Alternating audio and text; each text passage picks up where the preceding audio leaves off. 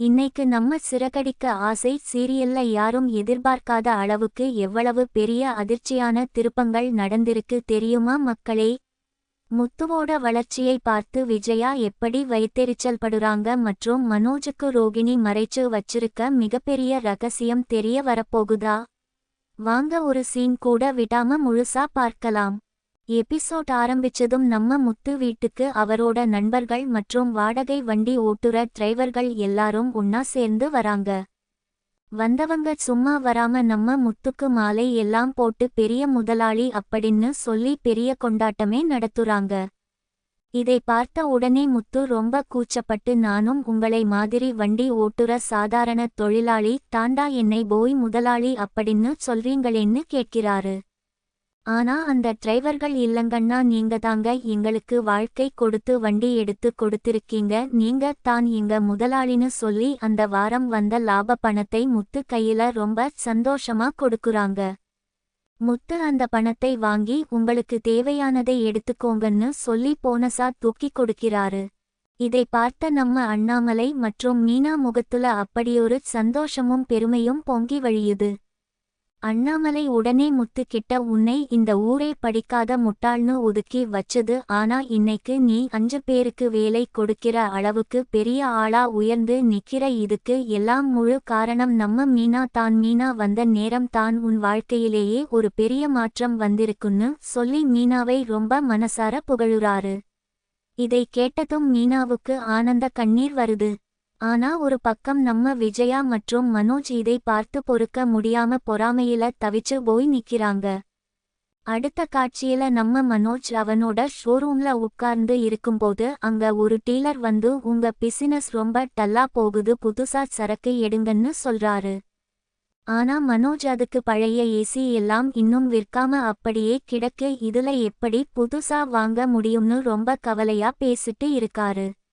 அப்போ அங்க வர்றா நம்ம விஜயா, மனோஜ் கிட்ட கவலைப்படாதடா, எல்லாம் சீக்கிரம் சரி ஆகிடும்னு சொல்லி ஆறுதல் சொல்றாங்க. உடனே மனோஜ், எனக்கு தெரிஞ்ச ஒரு நியூமராலஜி ஜோசியர் இருக்காரு, அவர் கிட்ட கேட்டு பேரை மாத்துனா வியாபாரம் நல்லா நடக்கும்னு ஒரு புது ஐடியாவை சொல்றாரு.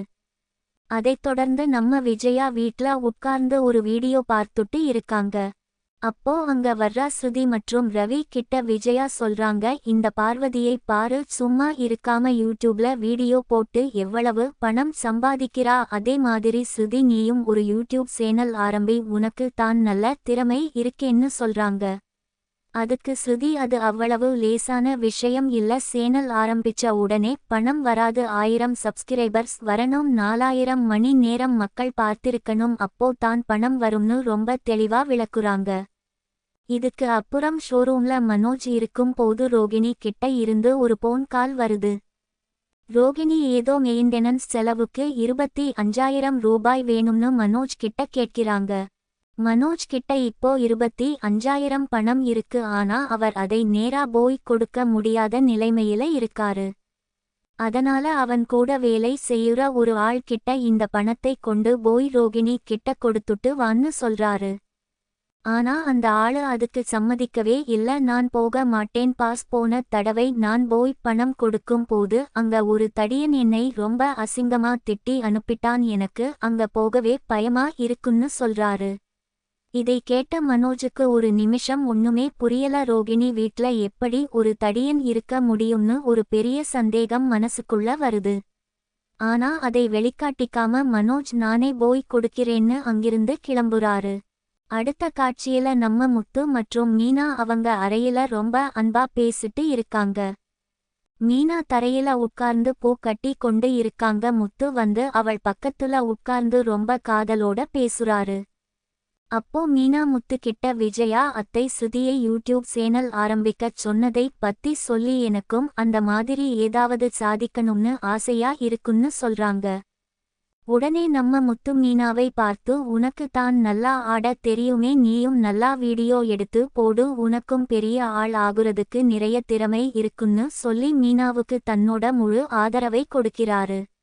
இந்த எபிசோட்லயே ரொம்ப உணர்வுபூர்வமான காட்சி இதுதாங்க. இவங்க 2 பேருக்கும் இடையில நடக்குற அந்த புரிதலும் காதலும் ரொம்ப அழகா மக்கள் மனசை தொடுற மாதிரி இருந்துச்சு. இன்னைக்கு எபிசோட்ல நடந்த மிகப்பெரிய ட்விஸ்ட் என்னன்னா, மனோஜ் அனுப்பின அந்த ஆளு ரோகிணி வீட்ல ஒரு தடியனை பார்த்ததா சொன்னது தான். இது ரோகிணியோட அந்தரங்கம் மனோஜுக்கு தெரிய வரதுக்கான ஒரு பெரிய ஆரம்பம்னு தான் சொல்லணும். மனோஜ் கிட்ட இன்னும் ரோகிணி எவ்வளவு பெரிய உண்மைகளை மறைச்சு வச்சிருக்காங்கன்னு கூடிய சீக்கிரம் வெடிச்சு சிதற போகுது. மனோஜ் பணத்தை எடுத்துக்கிட்டு ரோகிணியை தேடி கிளம்புவதோடு இன்னைக்கு எபிசோட் முடிவுக்கு வந்துச்சு.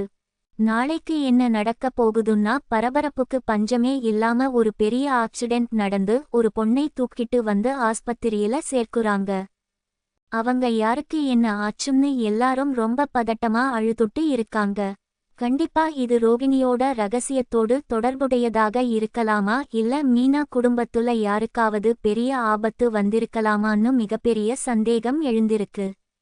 நாளைக்கு மனோஜ் ரோகிணியை தேடி போகும் போது அந்த தடியன் யாருன்னு கண்டுபிடிப்பாரா, இல்லை ரோகிணி மீண்டும் ஒரு பொய்யை சொல்லி மனோஜ் கிட்ட இருந்து தப்பிப்பாரா அப்படின்னு தெரிஞ்சுக்க மக்கள் ரொம்ப